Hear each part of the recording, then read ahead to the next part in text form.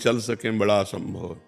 देखो, संतों की वाणी तो दिव्य है ही है, लेकिन स्वयं भगवान अवतरित होकर, गीता जी ये संत वाणी नहीं, स्वयं भगवान बोल रहे हैं।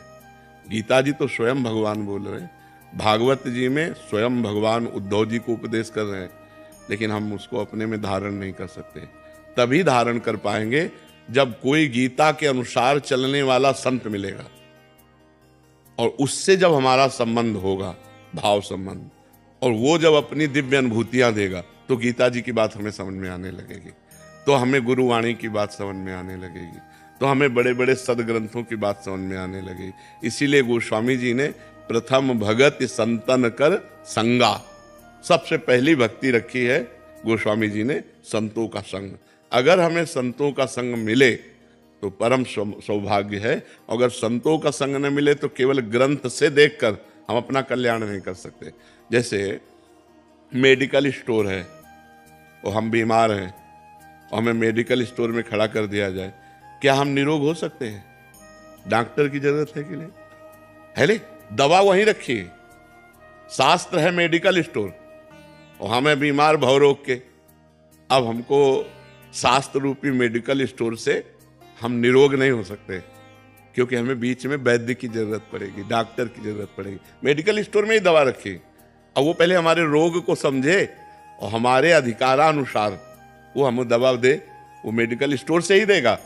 लेकिन अगर डॉक्टर से हम ना मिले तो हम अपनी हानि कर सकते हैं। कोई भी दवा टेस्ट करेंगे तो हम परेशान हो जाएंगे। मेडिकल स्टोर है, वो तो बहुत से रोगों की दवा, सब औषधि। तो शास्त्र क्या है? मेडिकल स्टोर है। गुरु क्या है? डॉक्टर है। हम हैं मरीज।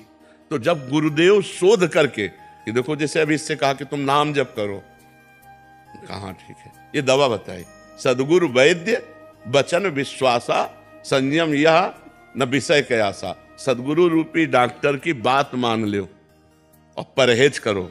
जो गंदी बातें हम कहो, गंदी बातें छोड़ो, विषय की आशा को त्यागो, ये परहेज है। दवा खाओ, सदगुरु की आज्ञा का पालन, परहेज, गंदी बातों का त्याग करो, अभी सब ठीक हो जाएगा।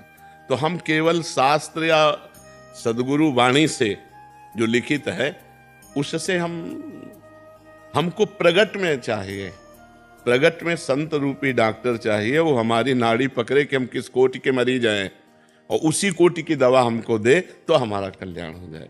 भगवान की बड़ी कृपा रहती है जब संत जन मिलते हैं। जब द्रवें दीन दयालु राघो तो साधु संगति पाइए। संतों का संग मिलता है।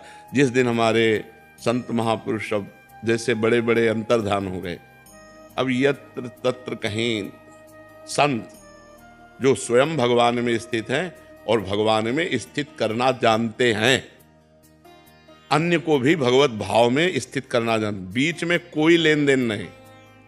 अध्यात्म कभी बिकता नहीं और जो बिकता है वो अध्यात्म होता नहीं। केवल भगवान की महिमा सुनो आके फ्री, और उसको अपने जीवन में धारण करो। हमारा आपका संबंध है भिक्षा और शिक्षा का। भूख लगे तो हमें 4 रोटी दे दो और तुम हमसे शिक्षा लो।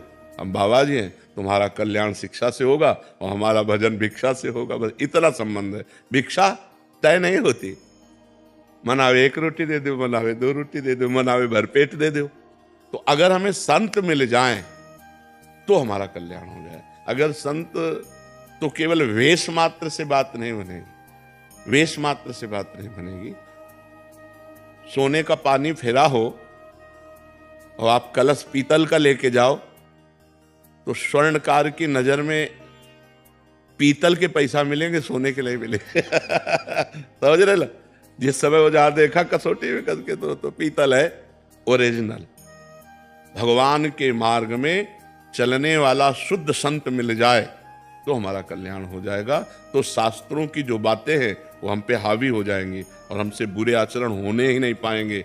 हर समय दिमाग में यार बाबा ने कहा है, ऐसा नहीं होना। वो बाबा सामने दिखाई देंगे और वो बात सामने दिखाई देगी और आपके आचरण बदलना शुरू हो जाएंगे। तो हम ये कहते हैं कि जैसे जैसे कलयुग आएगा वैसे वैसे एक घाटा हो जाएगा, संत मिलना मुश्किल हो जाएंगे। संतों का अभी बहुत घाटा है, संत मिलना बहुत घाटे का सौदा है। हमारे बड़े बड़े संत अंतर्ध्यान हो गए ब्रज में, जो रात दिन भजन करने वाले, किसी से कोई मतलब नहीं रहने वाले। अंतर्ध्यान हो गए। बड़े बड़े जो जैसे श्री स्वामी राम सुखदास जी, निष्काम संत, लाखों लोगों को गीता जी का निष्काम भाव से, केवल निष्काम धर्म भगवान का, तो ऐसे संत अंतर्ध्यान हो गए। अब बड़ा घाटा है अपने को, हम भारतवासियों को बहुत घाटा है।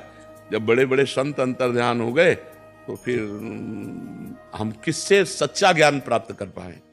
देखो पुराने ऋषि परंपरा को देखो, ऋषियों के पास गृहस्थ जाते थे, कुछ फल फूल दूर्वांकुर अर्पित किए और वो उपदेश किए और उनका कल्याण हुआ। कहीं तय या बेचना या खरीदना, तो ये खरीद बेच वाला अध्यात्म नहीं होता, अध्यात्म शुद्ध होता है। तो भगवान की कृपा से अभी कुछ संत भगवान भारत में ऐसे हैं निष्काम जिनकी फिर आगे चल करके और घाटा हो जाएगा। जैसे पहले जो सुविधा थी, उड़िया बाबा, हरि बाबा, बड़े बड़े सिद्ध महापुरुष, वो अब घाटा हो गया।